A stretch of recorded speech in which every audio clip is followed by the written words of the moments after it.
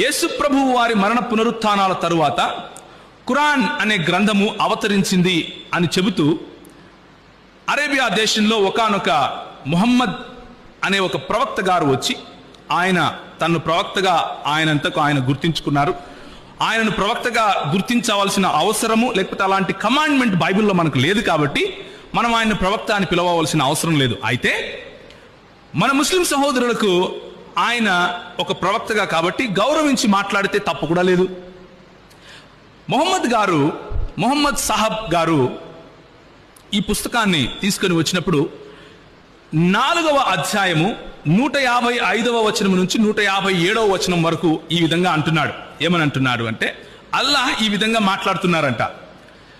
ఇంతకు ముందు 3వ అధ్యాయం 55వ వచనం మన సహోదరుడు చెప్పాడు. ఏమని చెప్పాడు అంటే, వమకరు వమకరల్లాహు, వారు ఎత్తులు వేశారు, అల్లాహ్ కూడా ఎత్తులు వేశాడు. అల్లాహ్ ఖైరుల్ మక్రిన్ అంటే అల్లాహ్ ఎత్తులు వేయటంలో మేటి. ఎవరు? వారు పన్నాగములు పన్నారు, అల్లాహ్ కూడా పన్నాగములు పన్నాడు. పన్నాగములు పన్నటములో అల్లాహ్ మేటి. బైబిల్లోని దేవుడు పన్నాగములు పన్నడు.